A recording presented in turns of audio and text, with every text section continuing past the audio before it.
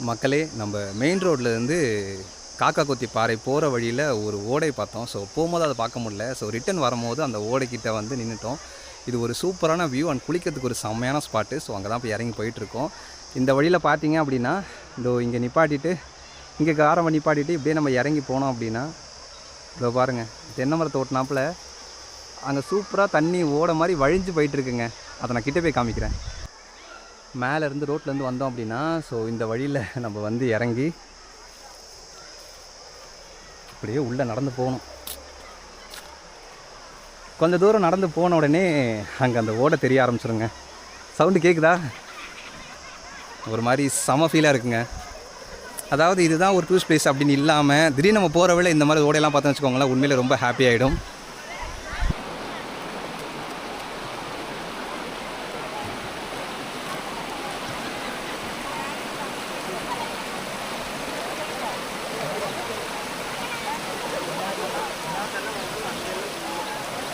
இது ஒரு சூப்பரான ஓடைங்க. கோடையில் ஒரு ஓடை.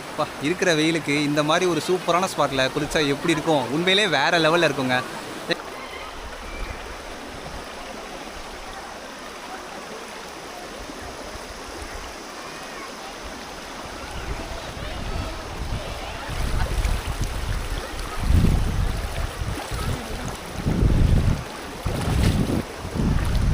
தண்ணி கொஞ்சம் ஃபோர்ஸாக போகிறதுனால யாரோட ஹெல்ப்பும் இல்லாமல் ட்ராவல் பண்ணி போக முடியல. இங்கேருந்து அந்த பக்கத்துக்கு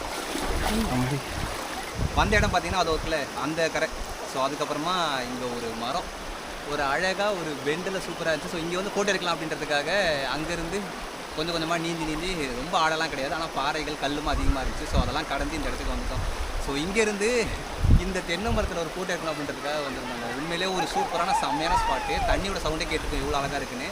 சுற்றி பார்த்தீங்கன்னா தென்னை மரம், ரெண்டு பக்கமும் தென்னை மரம், நடுவில் ஒரு அழகான ஓடை, பாறையில் மேலே உரசி ஒரு அழகான ஓடை. குளிக்கிறதுக்கு சூப்பராக இருக்குங்க. ஒரு செம்மையான ஸ்பாட்டு. ஸோ நான் அப்படி ஏறிக்கிறேன், கீழே விழுந்துடாதியா, ஜாக்கிரதை. நல்லா இருக்கு. ஐயோ அழுக்குது. அப்பா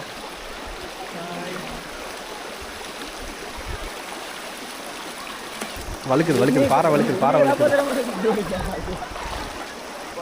சத்தியமாக அந்த ரூட்டை கிராஸ் பண்ணி அந்த பக்கம் போக முடியல. அப்பா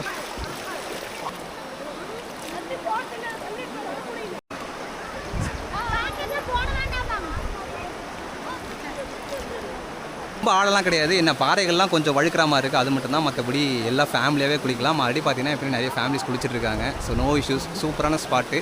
ஸோ ஆனைமலை வந்தீங்கன்னா இந்த ஒரு ஸ்பாட்டை தயவு செஞ்சு மிஸ் பண்ணிடாதீங்க. செம ஒர்த்தாக இருக்குங்க.